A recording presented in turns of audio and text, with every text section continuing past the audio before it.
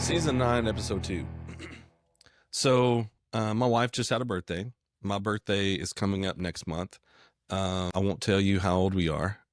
I think actually it's kind of a game because I grade super early, but my face don't look as old as my hair. So I don't know. I think it's kind of funny to see how people think how old I am. But on that note, as far as celebrating, my wife is different than I. She wants a chill day. She wants me to roll out the red carpet. She wants me to do all the chores are done by me. All the baby diapers are changed by me. She wants me to, she's not that bad, but you get what I'm saying. I'm being a little jokey, but no, she wants, like, she does want to be treated differently on that day. Me, on the other hand, I'll go to work, I'll do whatever it's scheduled that day. I'll go to the grocery store if I have to. I'll put gas in the car. Really, all I want is lately, anyways, for right now, all I want is to grill a steak at home. I'll cook it myself. Maybe make me some ice cream. Maybe make me some cake or something like that. And I'm good. Like, that's all I need. Day of, even if it's not the day of, even if it's like the next day or the day before, it doesn't really bother me. Um, April, I think you're on the other side of that coin. I'll let you explain, but yeah, you go Way ahead. on the other side, way, because first of all, a birthday is a national holiday. I'm just saying, okay?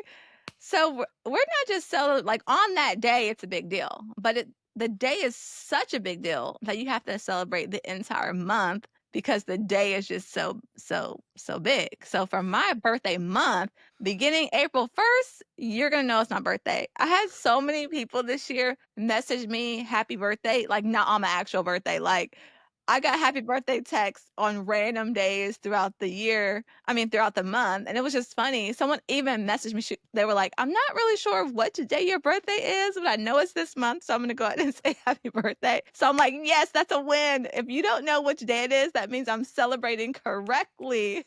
I love That's birthdays. hilarious. They're like so awesome. But I'm ready to jump into this conversation today. We're on a series all about being social. Let's get social. And if you missed last week, please go back and listen, go watch. We talked about how social media does matter. It matters that you show up. It matters that you have a purpose when you show up. The consistency matters. The intentionality matters. You don't have to be in all the places and do everything perfectly, but you do have to show up. It's important. And today we're going to continue this conversation and we're going to talk about social selling, because now I'm not just showing up, I'm not just being social. I'm now connecting my people with what I offer. And that's really what social selling is. It's connecting as I'm having these conversations with people. People sometimes ask, how do I sell my products online? Well, the best way is to have conversations with people. It's not about cold pitching strangers. I hate it with a passion when I get a random message from someone trying to sell me something that I'm like, I've never heard of you. I've never heard of your product. No, I'm not gonna buy this. So that's not what we're talking about, right? We're talking about strategic connection, right? We're talking about social selling is selling because I'm serving people. Social selling is I'm getting so much value, I'm building so much trust, I'm having so much authenticity that people are going to naturally see me as the go-to solution. And so social selling, I'm going to have conversation with people, they're going to engage with my content. They're going to see that I'm consistent. And then from there, they are going to want to come to me for the solution that they need. I don't know your experience, Mitchell. I mean, those cold DMs, that's not what we're talking about. Listen, I get those also. And not DMs, but if you've been in the sales world for any amount of time, definitely the traditional sales route, like insurance, or I mean, in previous lives, I've been in insurance before. I've sold like cell phone plans, different things like that. And cold calling is a real thing. Door knocking is a real thing. Calling leads is a real thing. I've done all of it, and it's not fun because where I'm a connector, I want to connect. I'm naturally social, at least to some degree. Oof, it's just super hard. And hence is the reason why I'm here and not doing that today.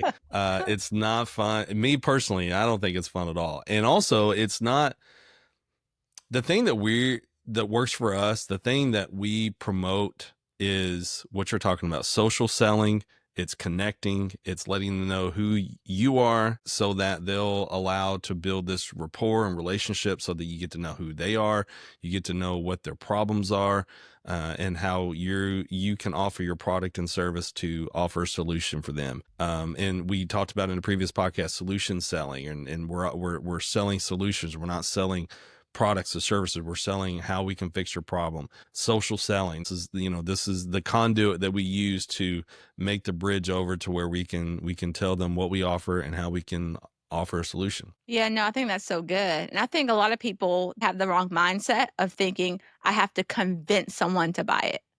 I think that's what we trip up. It's like, oh, I've got to come. Like, once you connect with me on social media, now how can I convince you to purchase this thing from me? But to be honest, we're not in the business of convincing people. Like, your goal should not be to convince, but it's to clarify. Like, Mm. helping my audience understand the value of what I offer. Let me make it clear. This is what I offer.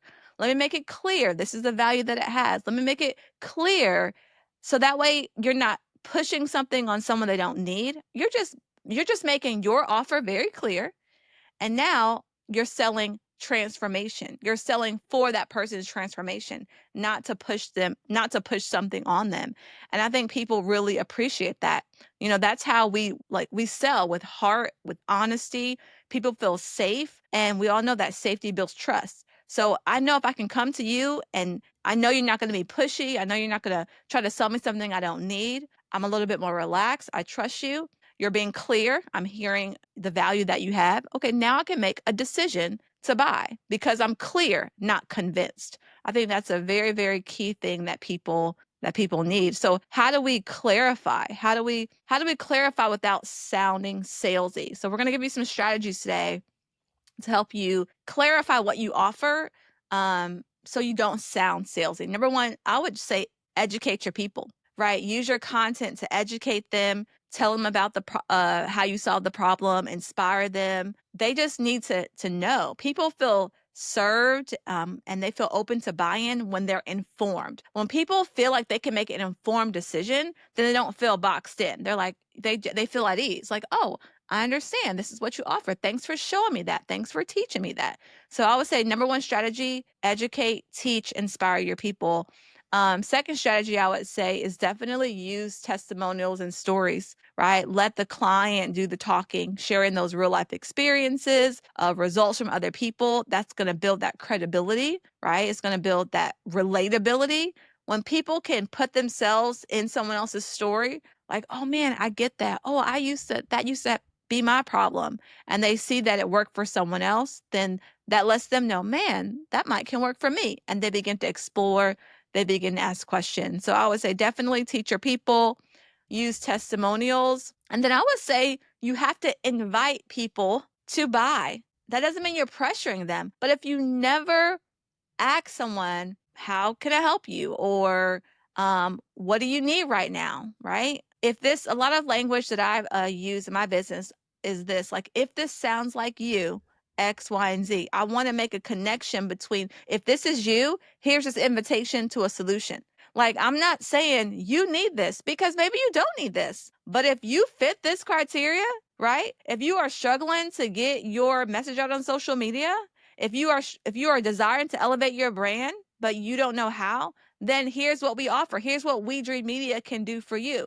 We're not going around telling people you need to buy our stuff. We're like, no, hey, if you can relate to this, we can help you, right? So we want to create that invitation for people. And then the last thing I'll say is just be available for people.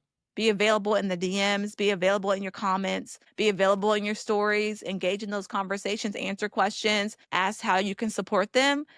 You'd be surprised, like, how many sales come from just being helpful. I did a poll on my socials this week, and I got so, like, I just asked a simple question, And I think I got in 24 hours, maybe about 10 responses. But I was able, like now I'm able to have 10 conversations with people about this question that I asked. Does that mean all 10 of them might invest in something that I have? No. However, I'm building relationships. I'm creating this opportunity for them to see the value in what I have. So just be available to your people. Sorry, Mitchell. I feel like I talked a lot, but I needed to get that out because we cannot be afraid to sell on social media. Like it is, we cannot be afraid of it. We cannot be afraid of it. Okay, I'm done. No, all of it was great. I made notes so that I could like speak to different things that you're talking about. One thing I would add to the list of things to do is to ask questions. You don't know exactly how your product will offer a solution unless you know where they're coming from, know what their issue is, and ask questions that, I mean, obviously there's boundaries, but ask questions maybe that other people aren't. Be, have your be unique and not just ask questions for the sake of asking, but don't be afraid to ask questions is the biggest thing. Your phrase on how I forget how you said it. What was the phrase that you end with your clients, and you be available for the sale, or like you just let them know, like it's kind of after you pitched everything, after you talked and connected, there was a phrase that you use that you say to a lot of your clients to like seal the deal. Remember the statement? Now we're not talking about when I said if this sounds like you, X, Y, and Z, here's what I have to Yes, offer. yes, that one Oh, right okay. there.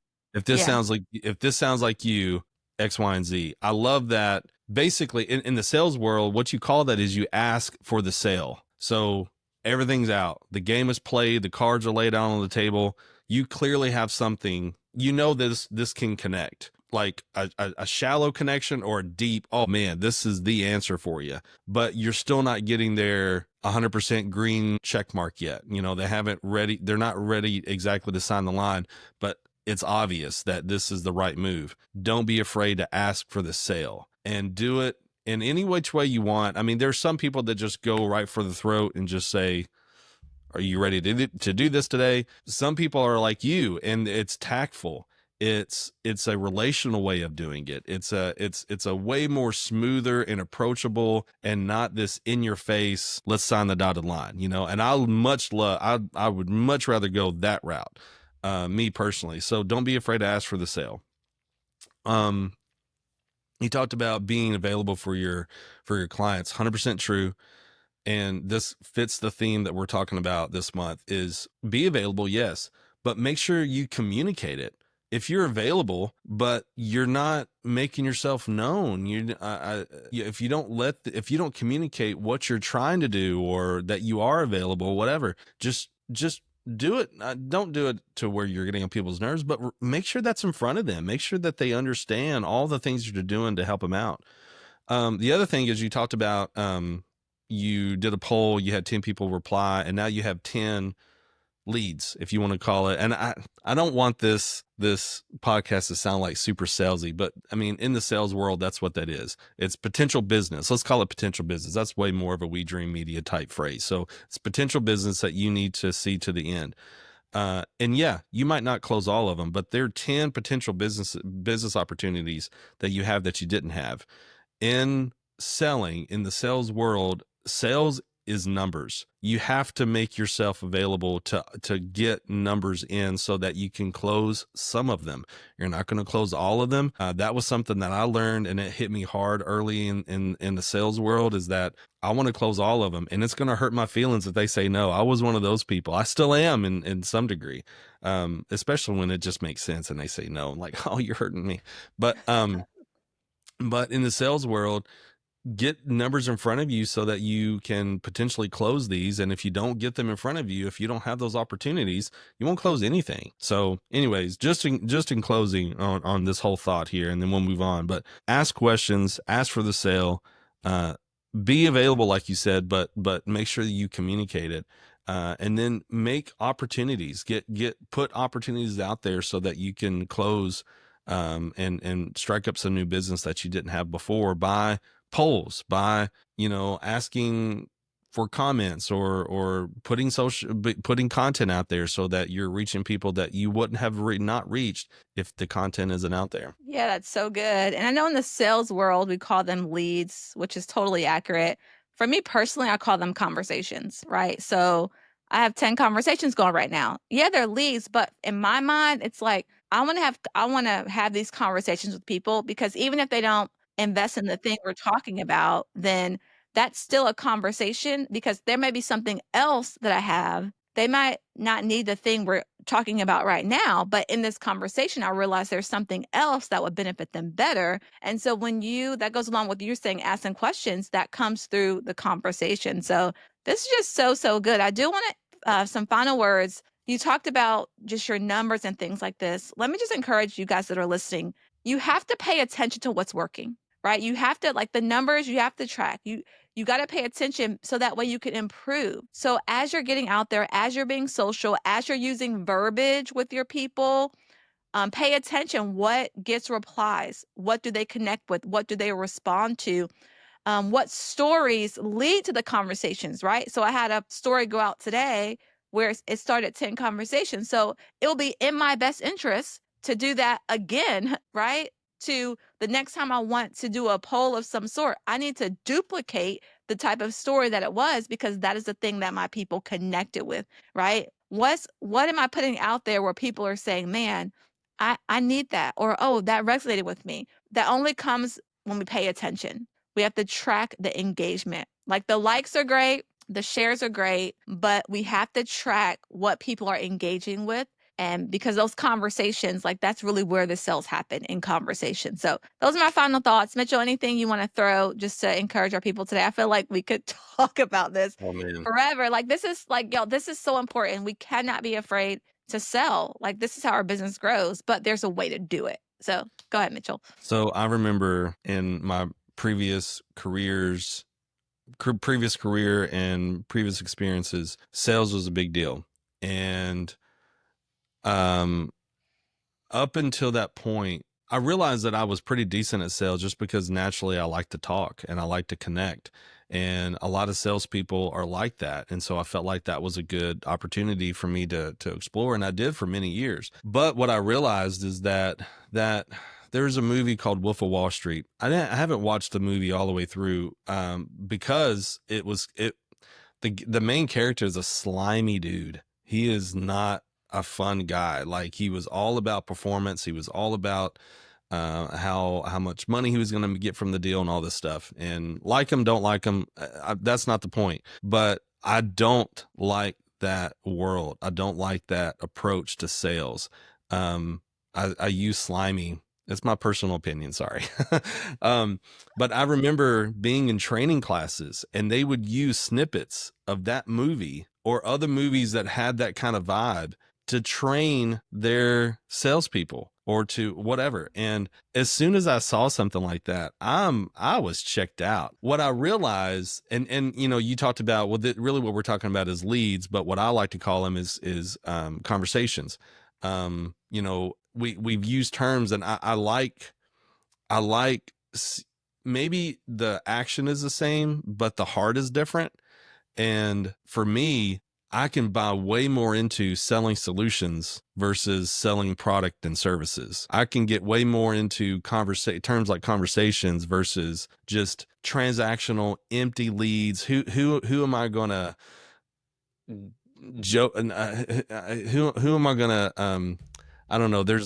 I'll give you an example. I was in a sales conversation with someone, and they were trying to sell something to someone that it was not a good product.